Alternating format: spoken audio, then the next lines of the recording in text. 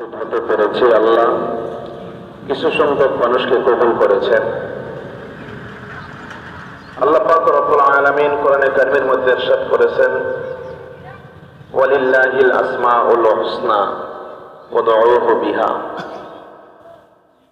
যে আমি আল্লাহ তাআলার অনেকগুলা নাম আছে, গুণবাচক নাম রয়েছে, সুন্দর সুন্দর নাম রয়েছে, তোমরা নামগুলা নেও এবং আমার কাছে দোয়া করো, তোমরা আমার কাছে চাও। এই যে আল্লাহ তাআলাকে আল্লাহ নিজেই ডাকতে বলেছেন, আল্লাহর কাছে প্রার্থনা করতে বলেছেন। এখন প্রশ্ন হলো, সত্যিকার অর্থে আল্লাহ যদি আমাদেরকে না দেন, পাওয়ার কোনো সাধ্য নেই, আছে? জোর করলে চলবে? শক্তির বলে হবে না, ক্ষমতার বলে হবে না। একান্ত ভাবেই আল্লাহ আমাদের প্রতি যদি দয়াশীল হন, আমাদের দিকে তাকায় যদি আল্লাহ পাকের মায়া হয়, আল্লাহ যদি দয়া করে আমাদেরকে দেন, তবেই তো আমরা পাবো। তাছাড়া আমাদের আর কোনো কিছু করার নেই। সারা পৃথিবী ব্যাপী আন্দোলন চালাইলেও কোনো লাভ হবে না। হবে? সারা পৃথিবী জুড়ে আন্দোলন করা হোক, কোনো লাভ হবে না। কেননা আল্লাহ পাক রব্বুল আলামিন তো নিজেই বলেছেন, আমি হলাম মুখাপেক্ষী, আমি কারো মুখাপেক্ষী না, কারো সাহায্যের আমার কোনো দরকার নাই, এবং আমার সাহায্য ব্যতীত কেউ চলতে পারবে না। আল্লাহ তাআলা কারো সাহায্য লাগে না, নেন না, কিন্তু আল্লাহ সাহায্য ব্যতীত কেউ চলতে পারবে না। পারবে কেউ? পারেও নাই, পারবেও না, অদূর ভবিষ্যতেও পারবে না। তা যদি হতো তাহলে বিকল্প ব্যবস্থা করে এতদিন মানুষ এই কষ্টের মধ্যে লিপ্ত হতো না। দৈনন্দিন মানুষ স্ট্রোক করে করে মারা যাচ্ছে, ফসলগুলা মারা যাইতেছে, নিচ থেকে পানি উঠতেছে না, টিউবওয়েলের পানি বন্ধ হয়ে গেছে। আল্লাহ তাআলা এরকম যোগে যোগে বিভিন্ন সময় এরকম কিছু নজির আল্লাহ তাআলা দেখাইছে। মানুষরা যখন আল্লাহর দিকে ঝুঁকে পড়েছে, আল্লাহর দিকে ফিরে আসছে, আল্লাহ দিয়ে যখন নরম হয়ে গেছে, আল্লাহ তখন বৃষ্টি দিয়েছে। মুসা আলাইহিস সালাতু ওয়াস সালামের যুগে কয়েকবার বৃষ্টি বন্ধ হয়েছে, কয়েকবার বৃষ্টি বন্ধ হয়েছে। মুসা আলাইহিস সালাতু ওয়াস সালাম আল্লাহর কাছে প্রশ্ন করছে, আল্লাহ বৃষ্টি দিবে কবে? ওই দেরি আছে, অনেক দেরিতে দেব, অনেক দেরিতে দিব। রাস্তার মধ্যে প্রাণীরা জিজ্ঞাসা করছে, হে মুসা, আপনি যে আল্লাহর কাছে গেলেন, কি খবর নিয়ে আসেন? মুসা আলাইহিস সালাতু ওয়াস সালাম বলছেন, আল্লাহ স্বীকার করছে যে বৃষ্টি দিবে। আল্লাহ স্বীকার করেছেন, আল্লাহ বৃষ্টি দিবে। প্রাণীকুল খুশি হয়ে গেছে। কবে দিবে একথা জানার আর তাদের কোনো প্রয়োজন পড়ে না। আল্লাহ বলছেন দিবে। আল্লাহ তো একথা জানিয়ে দিতে পারতেন, আমি বৃষ্টি টিষ্টি দিব না। আল্লাহ একথা বলতে পারতেন না? বললে কি আল্লাহ পাক কেউ ধরে নিয়ে যেত? না, আল্লাহ বলেছেন বৃষ্টি দিবে। এতে তারা খুশি হইয়া আল্লাহ পাকের শুকরিয়া আদায় করেছে। কিতাবের মধ্যে আছে, আল্লাহ বলে দিয়েছেন 6 মাস পরে বৃষ্টি হবে। ব্যাঙের দল খুশি হইয়া শুকরিয়া আদায় করছে, আল্লাহ আর সইতে পারে নাই। আল্লাহ রহমতের সাগরে ঢেউ আরম্ভ হয়ে গেছে। আল্লাহ 6 মাস নয়, 60 মিনিটের ভিতরে আল্লাহ বৃষ্টি দিয়ে দিচ্ছে।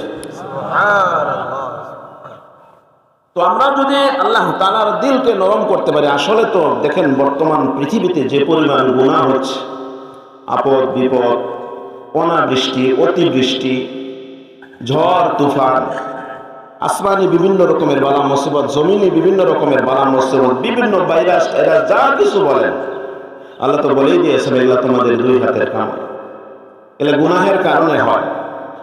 এখন আমরা যদি একটু সংশোধন হয়ে যায়, আমরা যদি একটু দিলের মধ্যে পরিবর্তন ঘটাই, আমরা যদি একটু আল্লাহ পাকের দিকে ফিরে আসি, আল্লাহ বলেন ওয়াসারিউ ইলা মাগফিরাতিন মির রাব্বিকুম, ও জগৎবাসী তোমরা তোমাদের রবের দিকে ফিরে আসো, ওই রবের দিকে ফিরে আসো যে রব তোমাদের জন্য ক্ষমার দরওয়াজা খুলে বসে আছে,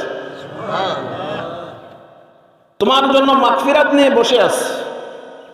আল্লাহর মাগফিরাত কেমন, আল্লাহ তাআলার দয়া কেমন, আল্লাহ তাআলার রহম কেমন, আল্লাহ একথা জানিয়ে দিয়েছেন।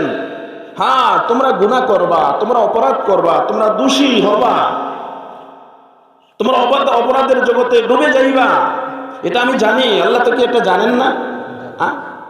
আদম জাতি দুনিয়াতে মারামারি, ফিতনা, ফাসাদ, রক্তপাত করবে, বিভিন্ন রকমের গুনার মধ্যে শামিল হবে, এটা কি আল্লাহ জানেন না? আল্লাহ পাক রব্বুল আলামিন জানেন। তথাপি আল্লাহ পাক রব্বুল আলামিন জানার পরেও একথা তো জানিয়ে দিয়েছেন, তোমার বান্দারা গুনাহ করতে করতে গুনাহের অথই সাগরে হাবুডুবু খাইতে থাকবে। অতঃপর যদি তারা আমার দিকে ফিরে আসে, যদি তারা আমি আল্লাহ তাআলার দিকে রুজু হয়, আল্লাহ পাক রব্বুল আলামিন বলেন, তোমাদের গুনাহ যদি পাহাড় সমপরিমাণ হয়, আমি আল্লাহ তোমাদের প্রতি রাজি হইয়া আমি আকাশ সমান ক্ষমা নিয়ে তোমার কাছে হাজির হয়ে যাব। এই জন্য ভাই, এই যে বৃষ্টি হচ্ছে না, কিন্তু আমরা বৃষ্টি ছাড়া তো বাঁচতে পারবো না, আমরা বাঁচতে পারবো না। এই অবস্থায় যদি আরো কিছুদিন থাকে, বৃষ্টি যদি একেবারেই আল্লাহ না দেন, তাহলে আমাদের অস্তিত্ব ঠিক থাকবে? আমাদের অস্তিত্ব ঠিক থাকবে না। এই জন্য আমরা আল্লাহর কাছে চাইবো না তো কার কাছে চাই? সারা দেশে নামাজ হচ্ছে, আবার কিছু ইহুদি খ্রিস্টানদের দালালরা, আবার কিছু নাস্তিক মার্কা লোকেরা, আবার কিছু দুনিয়ামুখী লোকেরা, আবার কিছু প্রকৃতির উপরে বিশ্বাসী লোকেরা বলতেছে, এগুলা দ্বারা কি হবে? এগুলা করে কোনো ফায়দা হবে না, এগুলার দ্বারা কোনো লাভ হবে না।